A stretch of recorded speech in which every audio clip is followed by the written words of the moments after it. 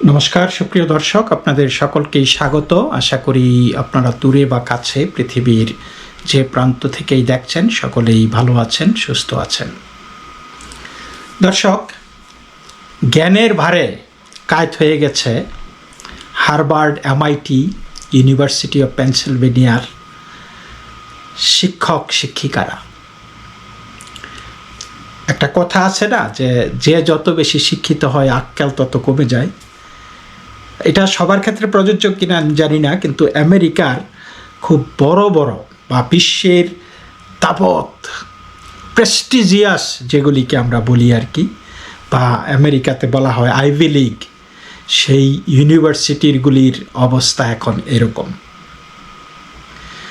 দর্শক, আপনারা জানেন যে আমেরিকাতে 7টি আইভি লিগ স্কুল আছে, ইউনিভার্সিটি আছে, এবং তার মধ্যে হার্ভার্ড, এমআইটি, তারপরে ইউপেন, মানে দে আর দি cream of the crop.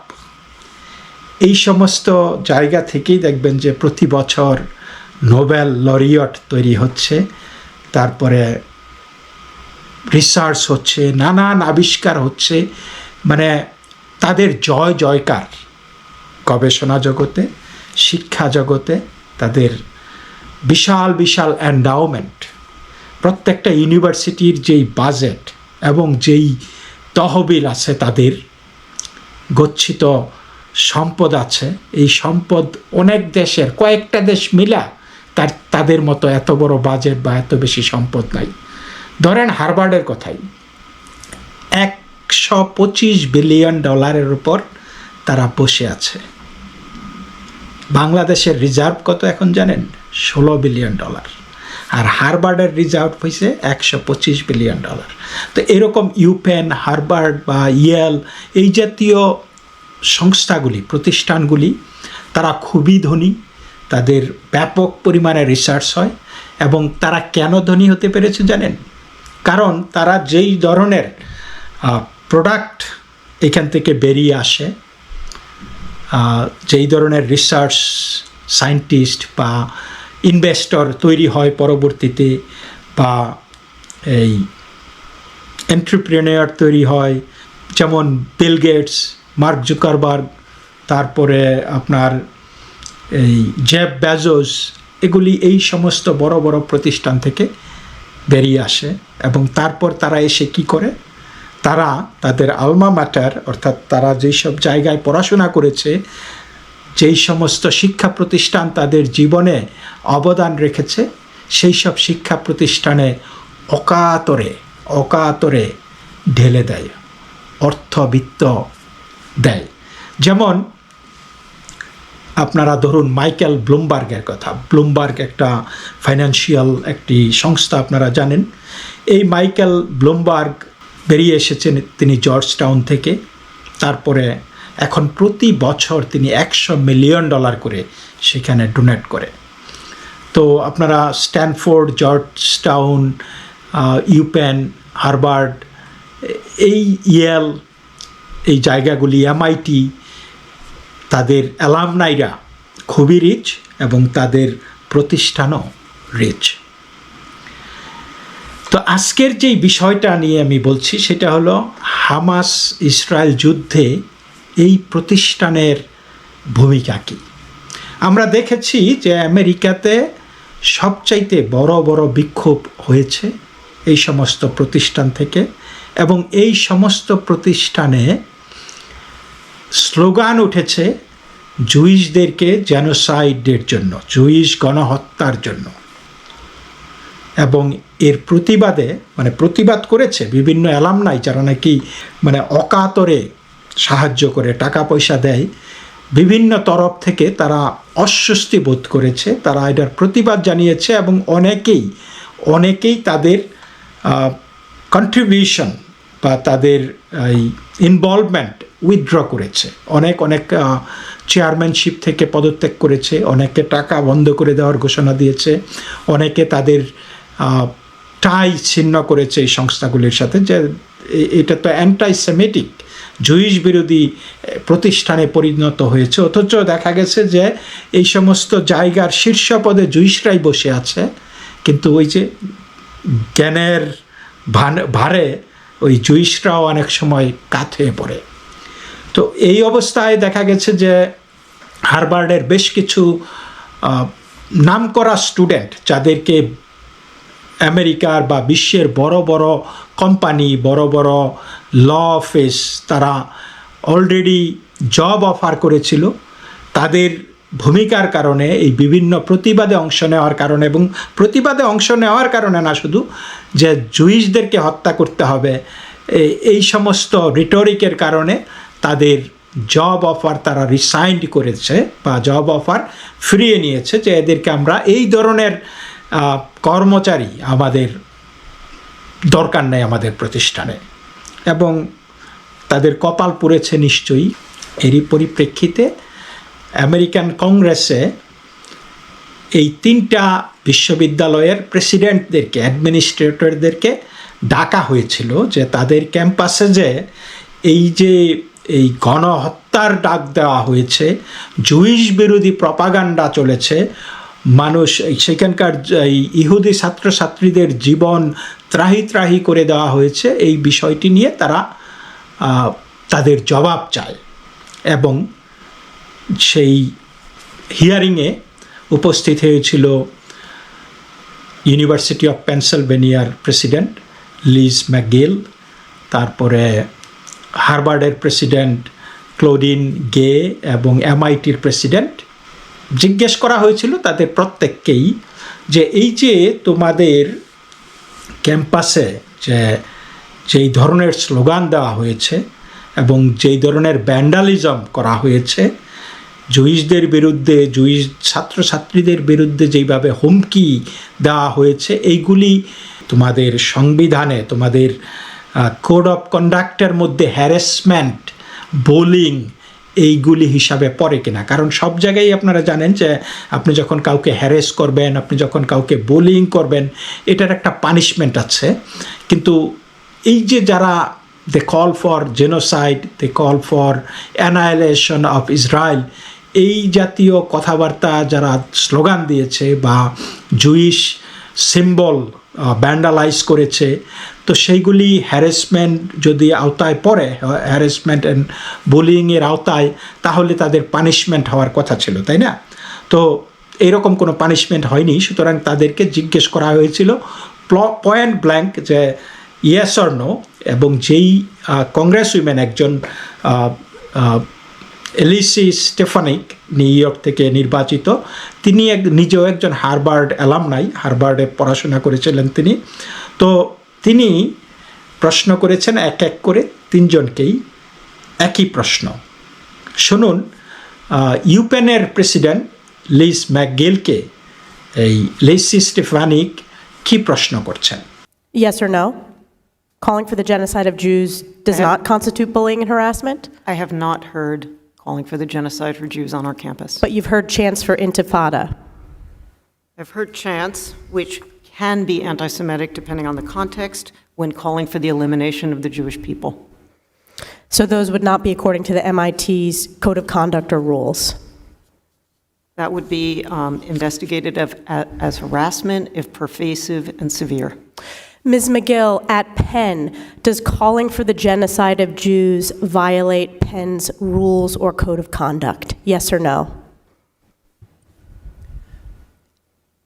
If the speech turns into conduct, it can be harassment, yes. I am asking specifically calling for the genocide of Jews. Does that constitute bullying or harassment? If it is directed and severe or pervasive, it is harassment. So the answer is yes. It is a context-dependent decision, Congresswoman. It's a context-dependent decision. That's your testimony today. Calling for the genocide of Jews is depending upon the context. That is not bullying or harassment. This is the easiest question to answer yes, Ms. McGill.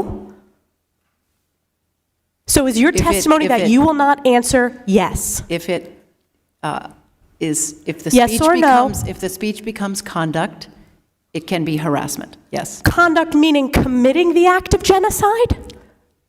the speech is not harassment, this is unacceptable, Ms. McGill. I'm going to give you one more opportunity for the world to see your answer. Does calling for the genocide of Jews violate Penn's code of conduct when it comes to bullying and harassment? Yes or no? It can be harassment. দর্শক, কংগ্রেসউম্যান Alice Stefanik প্রশ্ন করেছিলেন যে এই যে এই calling for genocide of Jewish people তোমাদের code of কন্ডাক্টে harassment বা bullying হিসাবে বিবেচিত হয় কিনা, ইয়েস অর নো। এবং তিনি উত্তরটাও বলে দিয়েছেন যে আমি বলবো যে উত্তরটা ইজিলি বলা যায় ইয়েস, কিন্তু এই ইউপেনের প্রেসিডেন্ট লিজ ম্যাগিল তিনি বলেছেন যে depend on the context, depend on the context, যে কোন পরিস্থিতিতে তারা এই স্লোগান দিচ্ছে। কারণ তারা বলছে, তাদের ভাষ্য হইল যে আমেরিকাতে ফ্রিডম অফ স্পিচ, যে যা খুশি বলতে পারে। জিনিসটা কি তাই? আমি যদি গিয়ে বলি যে তোমাকে আমি খুন করে ফেলবো রাস্তায়, they will arrest me because I am threatening, তাই না? তো আপনি যখন বলছেন জুইশদেরকে গণহত্যা করতে হবে, you are threatening Jewish people, কিন্তু এইখানে ইউনিভার্সিটি প্রেসিডেন্ট বলতেছে যে ডিপেন্ড অন কনটেক্সট। তারপর আরেকটু ফার্দার গিয়ে তিনি বললেন যে যদি এই কথাগুলি, এই বক্তব্যটা, the speech leads to action, তাহলে আমরা বলবো এটাকে বুলিং বা হ্যারাসমেন্ট হিসাবে গণ্য করব। আচ্ছা বলুন তো, যখন আপনি বলবেন যে আমরা জুইশদেরকে গণহত্যা করব, সবাইকে মানে নির্বিচারে জুইশ দেখলেই মেরে ফেলবো, তার বক্তব্য হলো if it leads to action, তাহলে এটা হ্যারাসমেন্ট হবে। একটু ভেবে দেখুন তো, লিডস টু অ্যাকশন তার মানে আপনি যদি গণহত্যা করেই ফেলেন, তার মানে আপনি যদি নির্বিচারে কিছু মানুষ মেরে ফেলেন, তাহলে কি হবে? সেটা হ্যারাসমেন্ট হিসাবে বিবেচিত হবে। তারপরেও আবার বলতেছে যে they have to look into the context, চিন্তা করুন যে তাদের বোধোদয় ঘটে না যে একটা অ্যানাইলেট করার ঘোষণা দেওয়া হচ্ছে, জুইশদেরকে গণহত্যার কথা বলা হচ্ছে, জুইশদেরকে মেরে ফেলার কথা বলা হচ্ছে না, তার কোনো বোধোদয় নাই। তিনি বলতেছেন যে যদি এটা লিডস টু অ্যাকশন হইলে তাহলে হ্যারাসমেন্ট হবে, মানুষ মারা যাবে, ওইটা তখন হ্যারাসমেন্ট হবে, তারপরে তারা ব্যবস্থা নেবে। ভাবুন একবার। তো দেখুন, এই একই প্রশ্নটা করা হচ্ছে হার্ভার্ড প্রেসিডেন্ট ক্লোরিন গেকে, তার উত্তরটাও শুনুন। মনে হয়েছে যে দুই তিনজন একসাথে যোগসাজশ করে আসছে, মানে একই বিদ্যালয়ে একই পাঠশালায় তারা পড়াশোনা করে আসছে মনে হচ্ছে। শুনুন। The answer is yes. And Dr. Gay, at Harvard, does calling for the genocide of Jews violate Harvard's rules of bullying and harassment, yes or no? It can be, depending on the context. What's the context? Targeted as an individual, targeted at an individual. It's targeted at Jewish students, Jewish individuals. Do you understand your testimony is dehumanizing them? Do you understand that dehumanization is part of anti-Semitism? I will ask you one more time. Does calling for the genocide of Jews violate Harvard's rules of bullying and harassment, yes or no? Anti-Semitic rhetoric, when it And is it crosses into anti-Semitic rhetoric? Anti-Semitic rhetoric, when it crosses into conduct that amounts to bullying, harassment, intimidation, that is actionable conduct, and we do take action.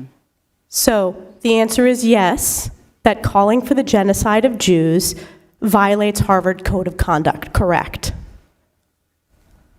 Again, it depends on the context. It does not depend on the context. The answer is yes, and this is why you should resign. These are unacceptable answers across the board.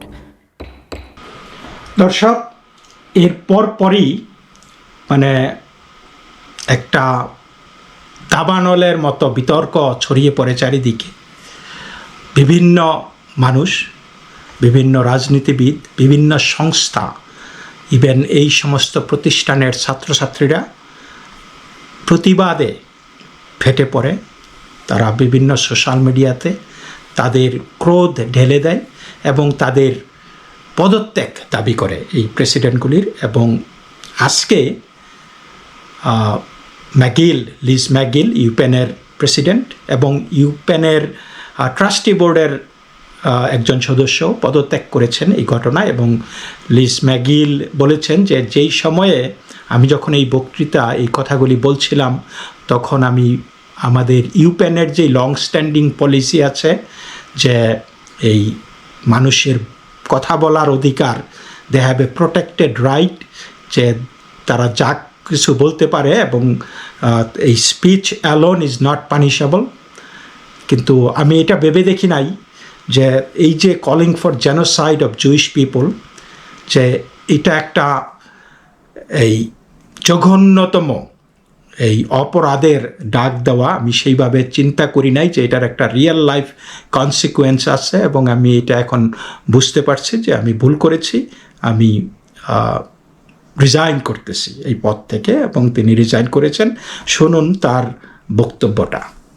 Yesterday's congressional hearing on anti-Semitism, when I was asked if a call for the genocide of Jewish people on our campus would violate our policies. In that moment, I was focused on our university's long-standing policies aligned with the US Constitution, which say that speech alone is not punishable.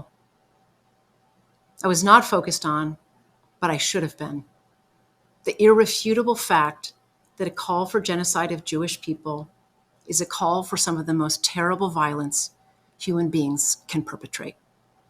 It's evil, plain and simple. ক্ষমা প্রার্থনা করেছে হার্ভার্ডের president ক্লডিন গে। তিনি বলেছেন যে I got caught up in what had become at the point an extended combative exchange about policies and procedures, যে আমি তখন এই আই গট কট আপ, যে কথার আদান প্রদান হচ্ছিল আর কি, বাদানুবাদ হচ্ছিল, আমরা আমাদের পলিসি এবং প্রসিডিওর নিয়ে কথা বলতেছিলাম। কিন্তু আমার যেটা করা উচিত ছিল, যে what I should have had the presence of mind to do in that moment was return to my guiding truth. তিনি বলছেন যে আমি ওই সময়ে বাদানুবাদে জড়িয়ে পড়েছিলাম এবং আমাদের পলিসি এবং প্রসিডিওর নিয়ে আমি কথা বলছিলাম। কিন্তু আমার যেটা ওই মুহূর্তে যেটা করা উচিত ছিল, যে সত্যটাকে মেনে নেওয়া, যে এই জুইশ কমিউনিটির বিরুদ্ধে এই সন্ত্রাসের ডাক দেওয়া এবং আমাদের জুইশ কমিউনিটিরকে, জুইশ স্টুডেন্টদেরকে হুমকি দেওয়া, মানে হার্ভার্ড এগুলির জন্য নয়। এবং এই ধরনের কাজ যারা করবে আমরা তাদেরকে সহজে ছেড়ে দেব না, সেটা হয়েছে তার পরবর্তী বক্তব্য। এবং তিনি বলেছেন যে substantively I fail to convey what is my truth, যে আমি যেটা বিশ্বাস করি সেই জিনিসটা আমি সেইখানে সঠিকভাবে উপস্থাপন করতে পারি নাই, এই জন্য তিনি ক্ষমা চেয়েছেন। কিন্তু দর্শক, বিষয়টা হইল যে এখন তিনি কি পার পাবেন, তার উপরও কিন্তু ডাক চলে আসছে তারও পদত্যাগ করার জন্য। এবং অলরেডি এই হার্ভার্ড মানে মিলিয়ন মিলিয়ন ডলার, এমনকি ভবিষ্যতে সেটা বিলিয়নও হতে পারে, they are going to lose. People are running away from them, people are distancing from Harvard. So যাদের টাকা দিয়ে হার্ভার্ড চলে, ইউপেন চলে, এমআইটি চলে, তাদেরকে অ্যানাইলেট করে দিবা তোমরা, এইটা তো তারা মেনে নেবে না, তাই না? অলরেডি আমরা জানতে পেরেছি যে ইউপেনের 2 জন ছাত্র ইউপেনের বিরুদ্ধে কেস করেছে, জুইশ ছাত্র, যে তারা সেই ক্যাম্পাসে নিরাপদ বোধ করছে না। তো বুঝুন এইবার কি অবস্থা। এরকম মানে শিক্ষার সূতিকাগার আমরা যেখানে বলি, জ্ঞানের মানে গর্ভ যেখানে, সেই জায়গায় যদি এইরকম এই হিংসাকে, এইরকম সন্ত্রাসকে যদি প্রশ্রয় দেওয়া হয়, সন্ত্রাসকে যদি বলা হয় যে এটা ফ্রিডম অফ স্পিচ, তাহলে মানুষ নিরাপদ বোধ করবে কোথায় বলুন তো? এই পর্যন্তই, সকলেই ভালো থাকবেন, নমস্কার।